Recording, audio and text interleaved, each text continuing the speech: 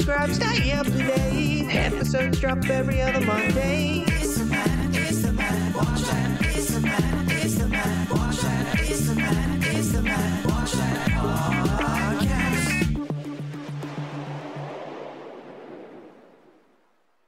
And welcome to the Matt Watch That podcast, the place for reviews, rants, and randomness. I'm your host, Matt Seroski, filmmaker, film fan.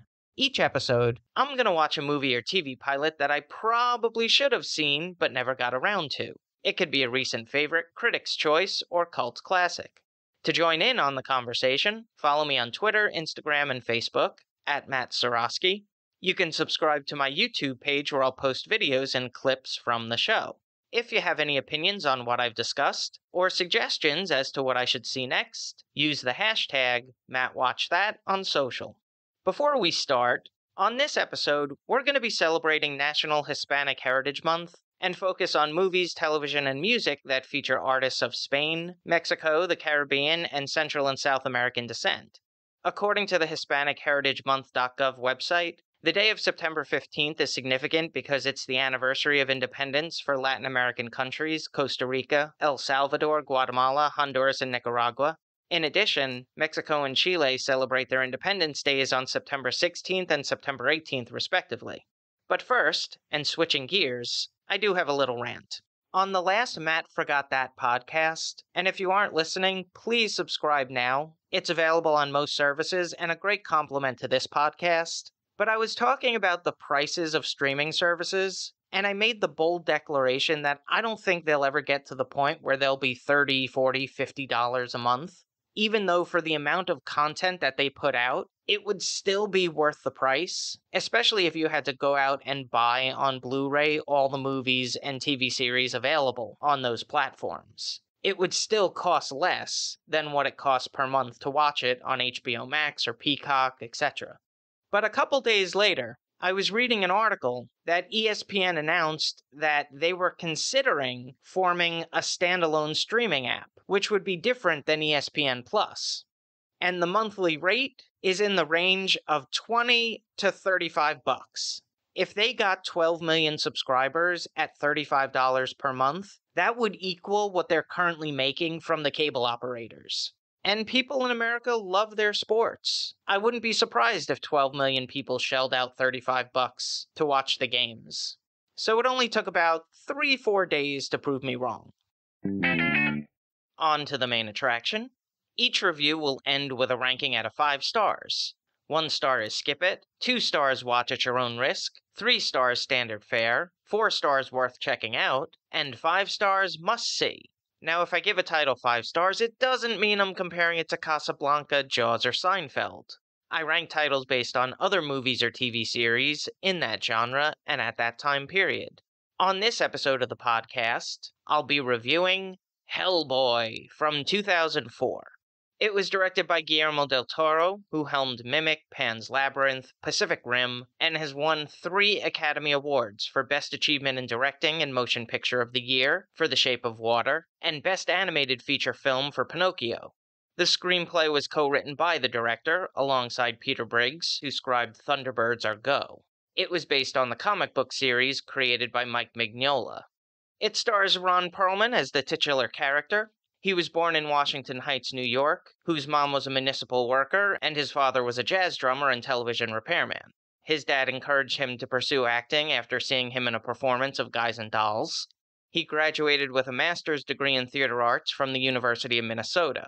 After appearing in 2 episodes of Ryan's Hope, he made his big screen debut in fantasy adventure Quest for Fire.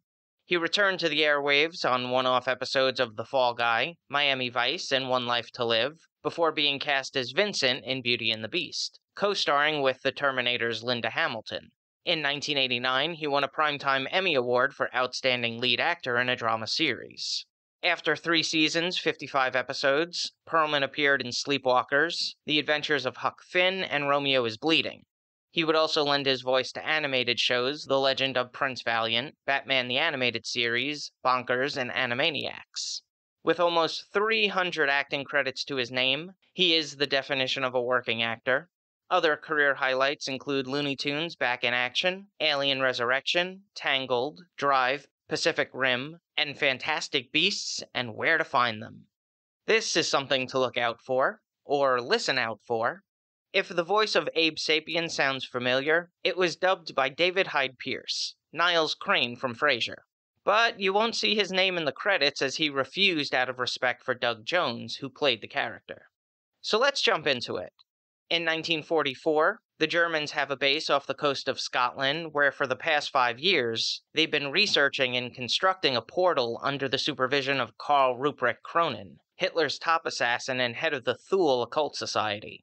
Russian Grigory Efimовich Rasputin, occult advisor to the Romanovs, attempts to awaken Ogdru Jehad, the seven gods of chaos, to destroy their enemies. Magical things happen, lots of lightning bolts. The Allied forces, led by Sergeant Whitman and counseled by Professor Broom, paranormal advisor to President Roosevelt, interrupts the proceedings and gunfire erupts, destroying the army of Axis powers. After the dust settles, the Allied forces search the area to see if anything came through the portal from Hell. Within the rubble is a demon baby with a stone arm. He's adopted by Broom and dubbed Hellboy. Decades later, FBI agent John Myers is a transfer from Quantico to Section 51 of the Bureau for Paranormal Research and Defense in Newark, New Jersey, where he meets an elderly Professor Broom who introduces him to Agent Clay and a grown Hellboy. Agent Myers will be his new liaison. Meanwhile, Karl Ruprecht Kronen and protege Ilse Helpstein return to resurrect Grigory Efimовich Rasputin and continue their reign of terror. Here's a quote without context. Look at the size of that whammer. Hellboy is a comic book movie with a twist. This was before the genre became mainstream and sanitized for children. It feels inventive and imaginative. That's a credit to the writers and the source material. The opening credits were visually interesting to watch, but also included newspaper clippings and sound bites that give some backstory in pieces. Random observation. When did Baby Ruth become the candy bar of choice to bond strangers together? Anyway, Ron Perlman was perfectly cast in the role. He's a talented actor with classical training, but he has that New York upbringing that gives the character a bit of an edge. Rupert Evans from The Man in the High Castle balances wonder and confusion as the newbie agent to this world. The rest of the cast includes Doug Jones, Selma Blair, Jeffrey Tambor, and John Hurt. There were good action sequences, nothing too over the top, and they all had some comedy thrown in there. Definitely felt more organic than the standard, let's destroy all cities sequences these days. The special effects held up, looked pretty seamless within the environments, but the Hellboy baby appeared very artificial. I would have liked them to see a real puppet controlled by Frank Oz. Similarly, the makeup and costumes were striking. Hellboy and Abe Sapien were inventive in their design. Now I understand all the Shape of Water jokes. It all could have easily been done with CGI, but Del Toro's choice of using prosthetics gave the characters a more realistic and tangible feel. I never felt that I was watching a computer creation. Now for a little trivial trivia. To transform into Hellboy, Ron Perlman worked out 5 to 7 hours almost every day and had to endure 4 hours of makeup. Hellboy was produced by Lawrence Gordon, Mike Richardson, and Lloyd Levin. It was filmed at Barrandov Studios in Prague. The cinematography was captured by Guillermo Navarro, whose filmography includes Desperado, From Dusk Till Dawn, Spawn, Night at the Museum, Pacific Rim, and won an Academy Award for Best Achievement in Cinematography for Pan's Labyrinth. It was edited by Peter Amundsen, who worked on Daylight, Godzilla, Blade 2, Sky High, and Pacific Rim. The score was composed by Marco Beltrami, who worked on the music for Scream, Mimic, The Faculty, Resident Evil, 3:10 to Yuma, and The Hurt Locker. The soundtrack featured songs by Tom Waits, Peter Yorn, Palo Alto, and Vera Lynn. The runtime is 2 hours, 2 minutes. It had a budget of $65 million and grossed just shy of $100 million at the box office. It was followed by Hellboy 2, The Golden Army. A reboot starring David Harbour was released in 2019. On the Ski Index, I give it 3.5 out of 5 stars. Add half a star if you haven't reached capacity on your fill of comic book movies. If you've seen Hellboy from 2004 and have opinions on the movie, let me know what you think using the hashtag MattWatchThat. Moving right along, Each episode, I'm going to post clips that I think people should watch. It could be movie trailers, music videos, interviews, or something completely random. Search for my YouTube page and there'll be a playlist called Matt Watch That Playback. If you're a frequent listener of the podcast, you'll know that I like talking about songwriters, especially those who are behind the scenes and create music for other artists. And today I wanted to discuss Desmond Child.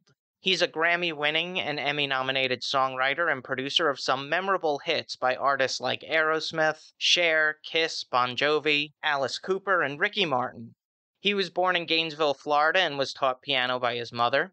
While in high school, he started his first band, Night Child. After they split, he formed Desmond Child and Rouge with Maria Vidal and Diana Gracilli.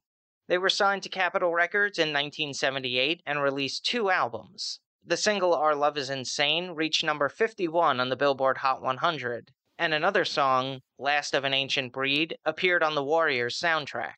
But their albums failed to reach an audience and they broke up in 1980. He decided to focus on songwriting where he found more success.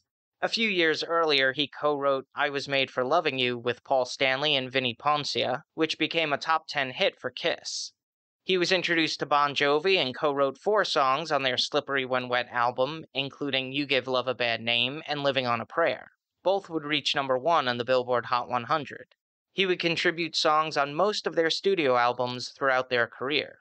He worked on Aerosmith's comeback album, Permanent Vacation, and co-wrote Dude Looks Like a Lady and Angel. The partnership would continue on Pump with the song What It Takes, and Crazy on their next album, Get a Grip. Other hit singles are Just Like Jesse James and We All Sleep Alone by Cher, Poison by Alice Cooper, Kiss the Rain by Billy Myers, and Waking Up in Vegas by Katy Perry.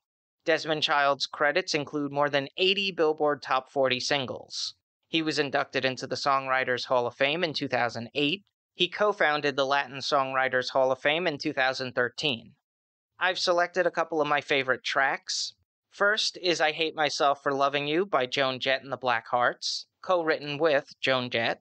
Next is Livin' La Vida Loca by Ricky Martin, co-written with Draco Rosa.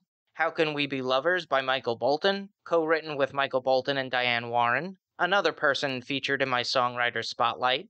And last, Born to Be My Baby by Bon Jovi, co-written with John Bon Jovi and Richie Sambora.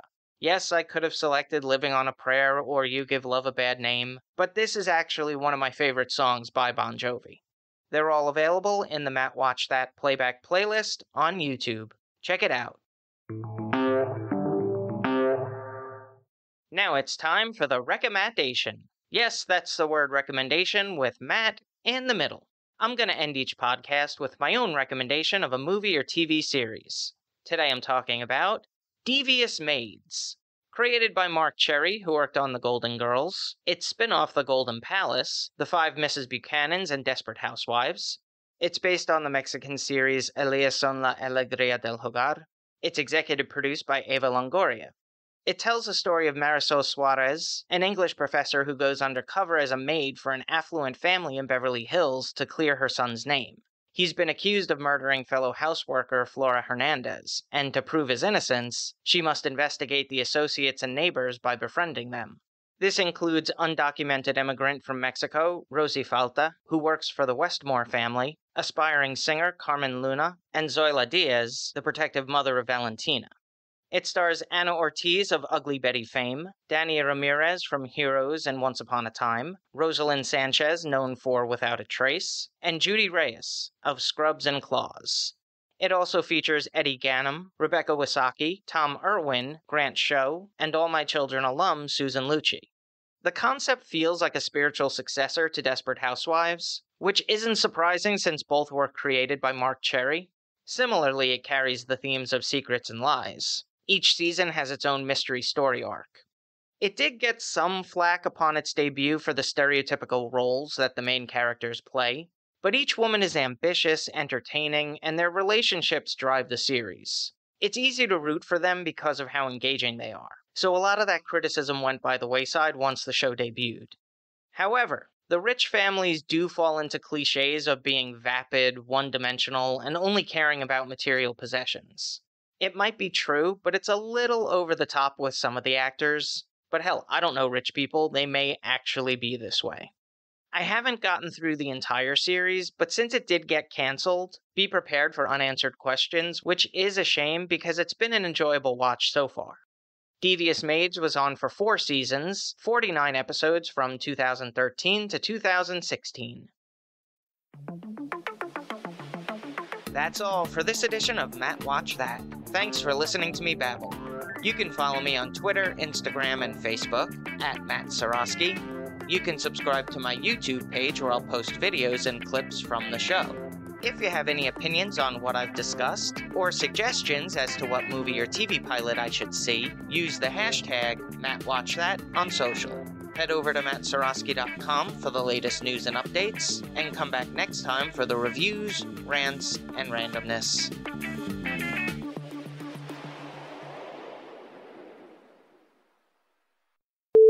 If they had 12 million subscribers at 35 ducks. Desmond Child's credits include more than 80 Billboard Top 100. Yeah. It's based on the Mexican series Elias son la Arle. Oh boy. Yep, knew I wasn't getting through that.